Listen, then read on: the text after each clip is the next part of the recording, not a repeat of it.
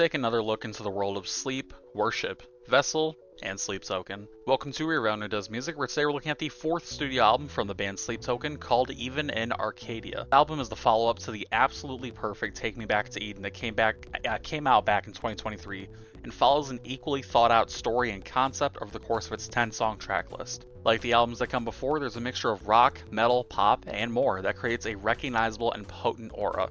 So, let's see if they can follow up greatness with yet another hit. To say that there's a wealth of storytelling in your typical Sleep Token album would be an understatement, whether it's the focus on figures such as Sleep on Take Me Back to Eden, or the more personal tracks here on this album such as Caramel. There's plenty to look at for the band's typical rampant, strong ability to tell stories like these. Caramel is all about the after effects of sudden fame that the band went through, especially the uglier sides of those effects, like having their identities leaked by fans who weren't satisfied with the band's insistence on anonymity and letting the music just speak for itself without having to have a real physical face, for lack of a better term. I guess that's what I get for trying to hide in the limelight. Guess that's what I get for having 2020 hindsight. These lines are both direct acknowledgement of the situation he's found himself in, as well as a hint of even slight bitterness about it. You could say he always knew that going for a faceless image would produce negativity and prying in some form, but that doesn't mean that the lamenting is for nothing. He goes back and forth between, rightfully so, talking about the inherent burdens of sudden fame and popularity, as well as recognizing that this is simply how it goes, begging with the listener in the chorus to stick to me like caramel and not let go after the song is over. Similar but different feelings of dread come around all throughout the album, but I feel like a song that carries familiar weights is the other lead single, Emergence, which has a larger focus on the ongoing concept of sleep, the deity that the music from the band is made as an offering to. The lyrics here seem to have a lot of references in line with an almost biblical sort of ideation, not so much in terms of like lyrics that may coincide with like angels or anything like that, but just a similar form of devotion and like in terms of weight or tone. Vessel, the singer and faceless face of the band, sings about wanting Sleep to wrap their arms around him, seemingly as a form of affection.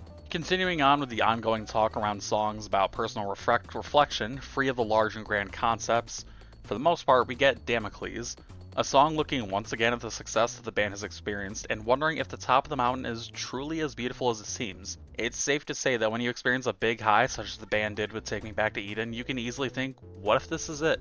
What if this is as good as I can get and it's only downhill from here? Elements of imposter syndrome are all over the song here, especially in the chorus, but I think that the most soul-stabbing line is this. What if I can't get up and stand tall? What if the diamond days are all gone? The constant anxieties are sung about just as strongly as the ones tackling usual matters. It's hard to truly dissect a song like this, even when I'm sitting here as a music critic, for lack of a better term, but there's clearly a strong level of devotion in a song like this, enhanced by the larger-than-life instrumentation, thanks largely to the drummer, Vessel 2, or simply 2. In the studio, the instrumental work is seemingly done by Vessel himself for everything minus the drums, but it's those smashing drums that I feel intensify the experience the most throughout, even in Arcadia. Gethsemane is one of the more unique sounding songs on the album, thanks largely in part to the way the song is composed, with little guitar injections set alongside the skittering drums that are paced out in just the right way between the word-heavy verses. The transition from the intro to the very first verse is fantastic, managing to be one of the moments outside of straight-up scream-focused moments that made me genuinely move while listening to the song. This track is as infectious as it is potent with emotion, and shares that distinction with the closing song, Infinite Baths. Throughout the album, we get constant switch-ups between divine feelings and more personal ones, and I feel like Infinite Baths is the perfect track to close things out, and arguably the best final track on an album in their whole discography. With an album as infinitely successful, palpable, and just plain fucking great as Take Me Back to Eden, it's hard to follow that sort of thing up, but it seems like Sleep Token has managed that Herculean task as well as they possibly could have here. Without saying too much about the review I did for that album, it's no secret that Take Me Back to Eden is one of the best albums to come out of alternative rock and metal in years, possibly one of the best in the entirety of the 2020s thus far.